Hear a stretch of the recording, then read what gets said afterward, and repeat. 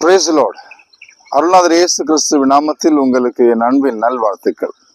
எனக்கு அன்பான சகோதரர்களே, சகோதரியர்களே, வாழ்க்கையில ஒவ்வொரு நாளும் நாம் செய்ய வேண்டிய ஒரு காரியம், நம்முடைய நன்மைகளுக்கு, நம்முடைய ஆசீர்வாதங்களுக்கு நான் செய்ய வேண்டிய ஒரு காரியம் என்னவென்றால், கடவுளுடைய வாக்குறுதிகளை நாம் முழுக்க நம்ப வேண்டும். அல்லேலூயா. என் இருதயத்தின் ஆழத்திலிருந்து முழுமையாக அவருடைய வசனங்களை, வாக்குத்தத்தங்களை நாம் நம்ப வேண்டும் என்பதே. யாரெல்லாம் இந்த வாக்குத்தத்தங்களை நம்புகிறார்களோ அவர்கள் ஒவ்வொருவருக்கும் ஆண்டவர் நன்மையான வாழ்நாட்களை தருகிறார். அல்லேலூயா. அந்த வாக்குத்தத்தங்களை நம்புகிறவர்களுக்கு தான் அந்த வாக்குத்தத்தங்கள் அவருடைய வாழ்க்கையில நிறைவேறும். ஹல்லேலூயா. எனக்கு அன்பான சகோதரர்களை, எந்த சூழ்நிலையிலும் சரி, எந்த சூழ்நிலையிலும் ஆண்டவர் இயேசுவை பாருங்களேன். மார்க்கு சுவிசேஷத்துல 5வது அதிகாரத்துல நம்ம பார்க்கிறோம். மார்க்கு சுவிசேஷம் 5வது அதிகாரத்துல அங்கு ஒரு காரியம் நடைபெறுகிறது.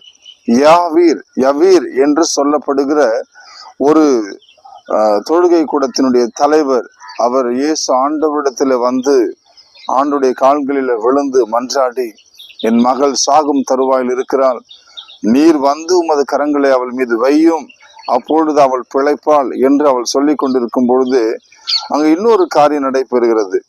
12 வருஷமாக இரத்த போக்கினால பாதிக்கப்பட்ட பெண்ணொருத்தி இயேசு கிறிஸ்துவனுடைய ஆடையின் விளிம்பை தொட்டாயிலும் சுகம் பெறுவேன் என்று சொல்லி தொட்டு சுகத்தை பெற்று கொண்டிருக்கிறார். அதே நேரத்தில் யவீர் பேசிக்கொண்டிருக்கும் பொழுது இந்த அற்புதமும் நடைபெறுகிறது.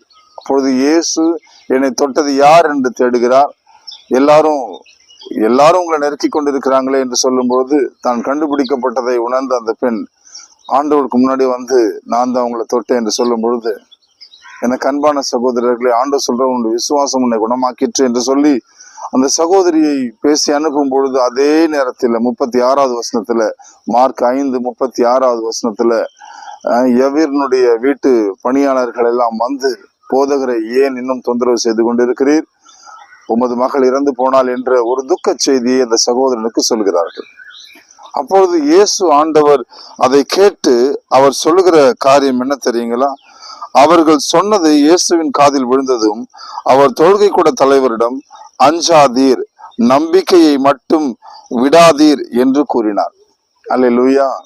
அஞ்சாதீர், நம்பிக்கை மட்டும் விடாதீர் என்று. ஆமான்பானவங்களே, சூழ்நிலைகளை பார்த்து பல சந்தர்ப்பங்களில் நாம் நம்முடைய நம்பிக்கையை விட்டு விடுகிறோம், இழந்து விடுகிறோம். அல்லேலூயா. சூழ்நிலைகளை பார்த்து, காலநிலைகளை பார்த்து, மற்றவங்க பேசுனதை பார்த்து, நம்முடைய பொருளாதாரத்தை பார்த்து நம்பிக்கை இழந்து விடுகிறோம். அவ்வளவுதான் என் வாழ்க்கை, இனி நான் வாழ்வதற்கு வழி இல்லை என்று ஒரு எண்ணம் வந்து விடுகிறது பாருங்களேன். அல்லேலூயா. அப்படி ஒரு எண்ணத்துக்கு நம்ம இடம் கொடுக்கவே கூடாது. சூழ்நிலைகளை பார்க்கும் பொழுதும் சரி, பிரச்சனைகளை பார்க்கும் பொழுதும் சரி, நீங்கள் விசுவாசிக்க வேண்டியது உங்கள் சூழ்நிலைகளை அல்ல, உங்க பிரச்சனைகளை அல்ல, ஆண்டவர் உங்களுக்கு கொடுத்த வாக்குறுதிகளை உங்கள் இருதயத்திலே வையுங்கள். அதை நம்புங்க. நீங்க பிரச்சனையை பாருங்க, சூழ்நிலையை பாருங்க, எல்லாவற்றையும், ஆனா நீங்க நம்ப வேண்டியது பிரச்சனைகளை அல்ல, சூழ்நிலைகளை அல்ல, ஆண்டவருடைய வாக்குறுதிகளை நீங்கள் நம்புங்கள். அப்பொழுது அது உங்களுக்கு நன்மை பயக்கும். நான் இன்னொரு உதாரணத்தை உங்களுக்கு சொல்லட்டுமா? ஆண்டவராகிய நம்முடைய தேவனாகிய கர்த்தர் அவருடைய தாசனா இருந்த அப்ரஹாமை குறித்து நான் உங்களுக்கு சொல்ல விரும்புகிறேன். நம்ம எல்லாருக்கும் விசுவாசத்திற்கு ஒரு எடுத்துக்காட்டு அப்ரஹாம்.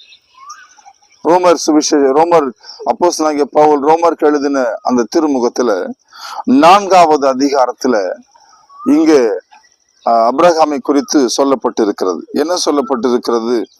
19வது வசனத்தை நம்ம வாசிக்கும் பொழுது, தமக்கு ஏறத்தாழ 100 வயது ஆகிவிட்டதால் தமது உடலும் சாராவுடைய கருப்பையும் செத்தவை போல் ஆற்றலற்று போய்விட்டதை எண்ணி பார்த்த போது கூட அவர் நம்பிக்கையில் உறுதி தளரவில்லை. அல்லேலூயா. கடவுள் அவர்களுக்கு ஒரு வாக்குறுதியை கொடுத்திருக்கிறார். நான் உன்னிடத்திலிருந்து ஒரு சந்ததியை தோன்றும்படிக்கு செய்வேன் என்று ஆபிரகாமை பார்த்து சொல்கிறார். வானத்து நட்சத்திரங்களைப் போல, கடற்கரை மணலை போல திரளான சந்ததியை உனக்கு நான் எண்ணி முடியாத ஒரு சந்ததியை உனக்கு தருவேன் என்று ஆண்டவர் ஆபிரகாமுக்கு சொல்லியிருந்தார். அதற்கு அடையாளமாக எனக்கு அன்பானவர்களே, உன் வழிமரபினர் எண்ணற்றவராய் இருப்பர் என்றும் அவருக்கு சொல்லப்பட்டது. அல்லேலூயா. கவனிச்சு பாருங்க, இதுதான் கடவுளுடைய வாக்குறுதி. உன் வழிமரபினர், உன் வழித்தோன்றல்கள், உன் சந்ததி எண்ண முடியாதவர்களாக இருப்பார்கள் என்று ஆண்டவர் ஆபிரகாமுக்கு சொல்லுகிறார். எப்பொழுது? ஆபிரகாமுக்கு ஏறக்குறைய ஆண்டவர் இந்த வாக்குறுதியை கொடுக்கும் பொழுது, சொல்லும் பொழுது, அழைக்கும் பொழுது 75 வயது ஆபிரகாமுக்கு. அல்லேலூயா. அப்பொழுதே முதிர் வயது ஆபிரகாமுக்கு. அந்த 75 வயதுல கொடுக்கப்பட்ட அந்த வாக்குறுதி நிறைவேறுவதற்கு 25 ஆண்டு காலம் ஆகிறது. 100 வயசு. 75 வயசே பலவீனமான ஒரு வயது. அப்படி இருக்க 100 வயதுக்கு 100 வயது வரை காத்திருக்க வேண்டிய ஒரு சூழ்நிலை வருகிறது. ஏன் 100 வயது வரையில காத்திருக்கணும்? கவனிச்சு பாருங்க. அப்படி சரீரம், ஆபிரகாமுடைய சரீரம் செத்து போனதை போல அவர் உணர்ந்தாராம். அதாவது அவர் பிள்ளை பெற்றுக்கொள்வதற்கு, அவர் சுயமாய் மற்ற காரியங்களை செய்வதற்கு அவரால் முடியாத ஒரு நிலைமை. அது மட்டுமல்ல, சாராளுடைய கர்ப்பப்பை செத்து போனது போல இருந்தது. அல்லேலூயா. அதையெல்லாம் எண்ணி பார்க்கிற அவங்க பிள்ளை பெற்றுக்கொள்றதுக்கு வழியே இல்லை என்பது தெளிவாய் தெரிகிறது. பிரச்சனைகளை பார்க்கிறார் ஆபிரகாம்.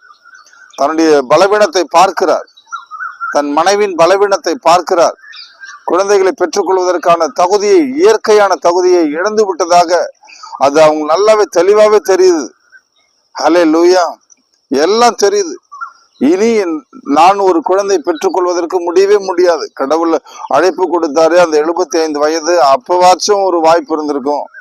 இப்ப எனக்கு 100 வயசாகி போச்சு. என் மனைவி சாராளுடைய கர்ப்பப்பை செத்தே போச்சு. இனி எனக்கு ஒரு சந்ததி வருவதற்கு இயற்கையாக வாய்ப்பே இல்லை என்பதுதான் அன்றைய சூழ்நிலை. அல்லேலூயா. இது ஆபிரகாமுக்கு தெளிவாக தெரியும். இதெல்லாம் பார்த்தால் நம்ம வாசிக்கிறோம். இதெல்லாம் வேதத்துல நாம் வாசிக்கிறோம். உன் வழிமரபினர் எண்ணற்றவராய் இருப்பர் என்றும் அவருக்கு சொல்லப்பட்டது. இக்கூற்று நிறைவேறும் என்னும் எதிர்நோக்குக்கு இடம் இல்லாதது போல் தோன்றினாலும் அவர் எதிர்நோக்கினார், தயங்காமல் நம்பினார். ஆகவே அவர் பல மக்கள் இனங்களுக்கு தந்தையானார். கவனிச்சிங்களா? இதை எதிர்பார்க்கவே முடியாது என்று தோன்றுகிறது. சூழ்நிலையை பார்க்கும்போது நன்மை நடப்பதற்கு வாய்ப்பே இல்லை. அவர் பிரச்சனையை பார்க்கிறார். தமக்கு ஏறத்தாழ 100 வயசு ஆயிருச்சு. தம்முடைய சரீரம் செத்து போயிருச்சு. சாராளுடைய கர்ப்பப்பை செத்து போச்சு. தெளிவா தெரிகிறது. இவைகள் எல்லாம் நிதர்சன உண்மை. ஆமா. ஆனாலும் இப்படிப்பட்ட சூழ்நிலையிலும் ஆபிரகாம் ஆண்டவருடைய வாக்குறுதியை தளராமல், சந்தேகமே படாமல் அவர் விசுவாசித்தார். எனக்கு ஒரு சந்ததியை ஆண்டவர் தர வல்லவராக இருக்கிறார் என்று அவர் உறுதியாக நம்பினார். எனக்கு அன்பான சகோதரர்களே, சகோதரியர்களே, உங்களுடைய சூழ்நிலை என்ன? உங்க சூழ்நிலை, உங்க பிரச்சனை என்ன? இனி உங்களை சுற்றிலும் நீங்க ஒருவேளை பார்ப்பீங்கன்னா ஒரே இருட்டா இருக்கலாம். உங்களை சுற்றிலும் எதிர்காலமே இருண்டு போயிருக்கிறது என்று ஒரு எண்ணம் வரலாம். எனக்கு உதவியற்றவர்கள், எனக்கு உதவி செய்கிறவர்கள் யாருமே இல்லை, நான் உதவியற்ற நிலையில இருக்கிறேன் என்று ஒரு எண்ணம் வரலாம். பயம் மேலோங்கி இருக்கலாம். அல்லேலூயா. ஒன்றுக்கும் நீங்க இடம் கூடாதீங்க. இந்த பிரச்சனை எல்லாம் இருக்கலாம். கடன் தொல்லையோ, உங்களுக்கு எது வேணாலும் இருக்கலாம். டாக்டர் சொல்லியிருக்கலாம், அவ்வளவுதான், இனி உன் வாழ்நாட்கள் எண்ணப்படுகிறது என்று சொல்லியிருக்கலாம். உங்க நோயை குணமாக்கவே முடியாது என்று சொல்லியிருக்கலாம். உங்க பிரச்சனை பெருசுன்னு சொல்லியிருக்கலாம். உங்களை குணமாக்கவே முடியாது.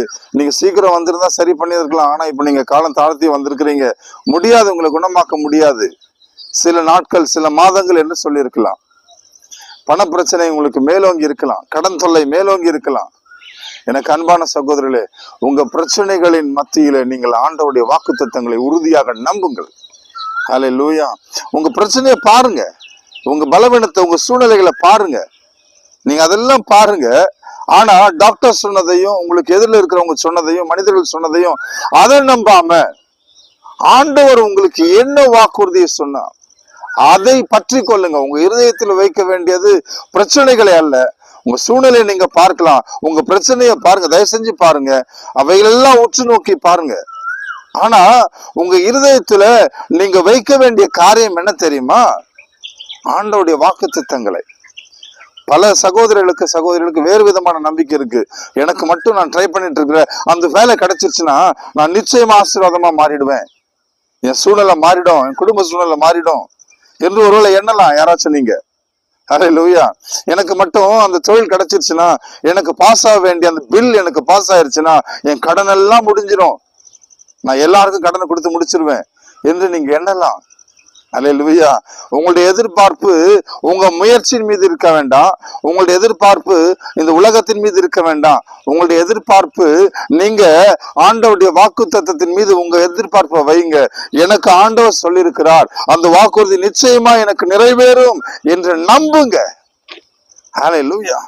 ஆண்டவர் எனக்கு சொன்ன வாக்குறுதி அத்தனையும் எனக்கு நிறைவேறும். எனக்கு பிரச்சனை இது இருக்கதான் செய்யுது, என் சூழ்நிலை இவ்வளவு மோசமானதாக இருக்கிறது, நாளுக்கு நாள் நான் பலவீனப்பட்டு கொண்டுதான் இருக்கிறேன் என்று நீங்க அதை பார்க்கலாம், அது உண்மையா இருக்கலாம். ஆனா என் அன்பான சகோதரனே, சகோதரியே, உங்கள் ஆண்டவர் உங்களுக்கு சொன்னதை உங்கள் இருதயத்துல நீங்க வைங்க. என்னை கேட்டுட்டு இருக்கிற, பார்த்துட்டு இருக்கிற நீங்க யாரா வேணாலும் இருக்கலாம். ஹல்லேலூயா. இதுவரையில கடவுளே இல்லைன்னு சொன்ன சகோதரனா கூட நீங்க இருக்கலாம், சகோதரியா இருக்கலாம். நான் அவரை நம்பவே மாட்டேங்க, நான் பார்த்ததே இல்லை என்று சொல்லுகிறவங்க, இந்த செய்தி உங்களுக்கு பிரயோஜனமா இருந்திருக்கும் என்று நான் நம்புறேன். இப்போது நான் உங்களுக்காக ஜெபிக்க போறேன், நீங்களும் ஜெபிங்க. ஆண்டவர் உங்கள் சூழ்நிலைகளை மாற்றுவார். எங்கள் அன்பின் பரலோக பிதாவே, என் ஆண்டவராக இயேசு கிறிஸ்துவின் நாமத்தில் உம்முடைய சமூகத்தில் வருகிறேன். ஆண்டவரே, தகப்பனே, உன்னுடைய பிள்ளைகளுடைய சூழ்நிலைகளை மாற்றும் வல்லமை உம்மிடத்தில் உண்டு. இப்பொழுது தகப்பனே, என் வார்த்தைகளை கேட்டு, என் பிரசங்கத்தை கேட்டு உம்மிடத்திலே வந்திருக்கிறவர்களை நீர் கண்ணோக்கி பார்த்து அவருடைய தேவைகளை எல்லாம் இங்க சந்தியும். ஆண்டவரே, உங்க பிள்ளைங்க உங்களிடத்துல எதையெல்லாம் விசுவாசத்தோடு கேட்கிறார்களோ அத்தனை காரியங்களையும் உமது பிள்ளைகளுக்கு இப்பொழுது நிறைவேற்றி தருவீராக. உமது வல்லமையுள்ள கரத்தை உமது பிள்ளைகளின் மீது நீட்டும். ஆண்டவரே, நோயின் படுக்கையில் இருக்கிறவர்களோ எந்த பிரச்சனை இருந்தாலும் சரி, உமது கரத்தை நீட்டும். உமது பிள்ளைகளுக்கு சுகத்தை, விடுதலை தாரும். இயேசுவின் நாமத்தில் பிதாவே, ஆமென்.